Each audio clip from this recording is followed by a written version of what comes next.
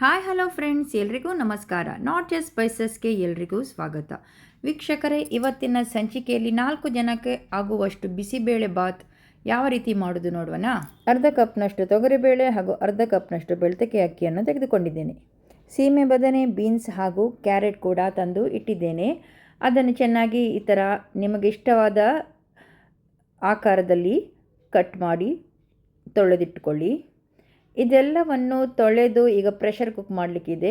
ವೀಕ್ಷಕರೇ, 1 ಕಪ್ಪಿಗೆ 6 ಕಪ್ನಷ್ಟು ನೀರನ್ನು ಬೇಯಿಸಲಿಕ್ಕೆ ಹಾಕುವಂಥದ್ದು. ಚಿಟಿಕೆಯಷ್ಟು ಹಳದಿ ಹುಡಿ ಕೂಡ ಹಾಕ್ತಾ ಇದ್ದೇನೆ.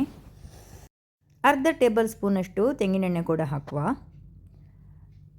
ವೀಕ್ಷಕರೇ, 2 ವಿಸಿಲ್ನಷ್ಟು ಪ್ರೆಷರ್ ಕುಕ್ ಮಾಡಿದ್ದೇನೆ. ಇವಾಗ ಮಸಾಲೆ ರೆಡಿ ಮಾಡುವ. ಮಸಾಲೆಗೆ ಸ್ವಲ್ಪ ಉದ್ದಿನಬೇಳೆ,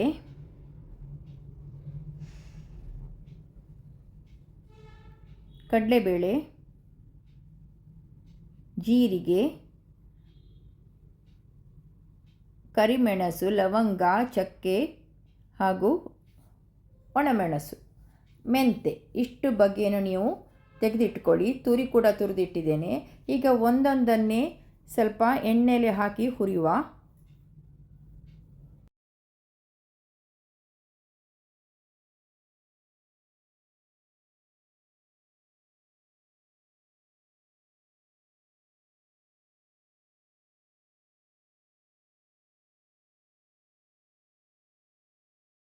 ಸ್ವಲ್ಪ ಕರಿಬೇವು ಕೂಡ ಹಾಕುವ. ಕಾಲು ತೆಂಗಿನಕಾಯಿ ತುರಿಯನ್ನು ತುರಿದಿಟ್ಟಿದ್ದೆ, ಅದು ಕೂಡ ಇದಕ್ಕೆ ಹಾಕ್ತಾ ಇದ್ದೇನೆ.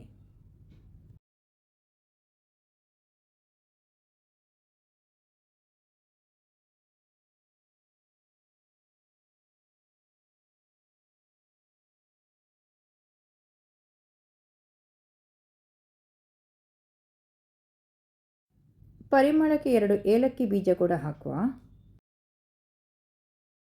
ಸಣ್ಣ ಹುಳಿ ತುಂಡು ಇದೆಲ್ಲ ಹಾಕಿ ಈಗ ಮಸಾಲೆ ಕಡಿದ್ರೆ ಆಯಿತು. ಸಣ್ಣ ತುಂಡು ಬೆಲ್ಲ. ಇನ್ನು ಸ್ವಲ್ಪ ನೀರು ಹಾಕಿ ಮಸಾಲೆ ಕಡಿವ.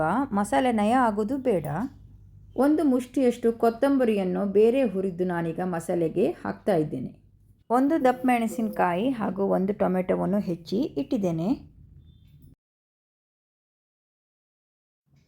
ಕಾವಲಿಯಲ್ಲಿ ಸ್ವಲ್ಪ ತುಪ್ಪವನ್ನು ಬಿಸಿ ಮಾಡಿ ಅದಕ್ಕೆ ಸಾಸಿವೆ, ಗೋಡಂಬಿ, ಅದರ ನಂತರ ಈ ಕ್ಯಾಪ್ಸಿಕಮ್ ಹಾಗೂ ಟೊಮೆಟೊವನ್ನು ಹಾಕಿ ಒಂದು 5 ನಿಮಿಷದಷ್ಟು ಚೆನ್ನಾಗಿ ಫ್ರೈ ಮಾಡುವ.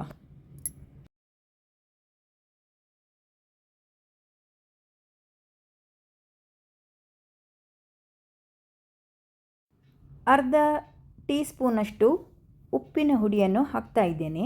ನೋಡಿ ಮಸಾಲ ಯಾವ ರೀತಿ ಆಗಿದೆ ಎಂಬುದಾಗಿ.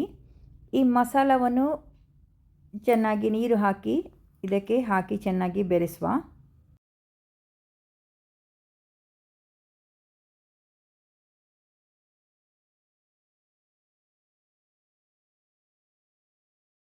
ತೊಗರಿಬೇಳೆ, ಅಕ್ಕಿ ಹಾಗೂ ತರಕಾರಿ ಕೂಡ ಚೆನ್ನಾಗಿ ಬೆಂದಿದೆ. 2 ವಿಸಿಲ್ನಷ್ಟು ನಾನು ಬೇಯಿಸಿದ್ದು.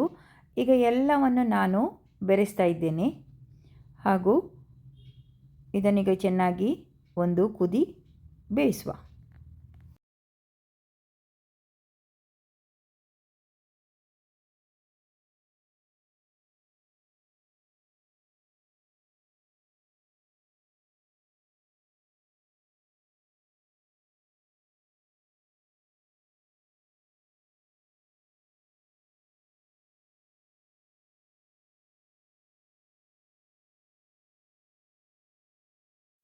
ಇದರ ಮೇಲೆ ಖಾರ ಬೂಂದಿ ಕೂಡ ಹಾಕಿ ತಿನ್ಬೋದು, ಇಲ್ಲಾಂದರೆ ಪ್ಲೇನ್ ಕೂಡ ತಿನ್ನಬಹುದು ವೀಕ್ಷಕರೇ.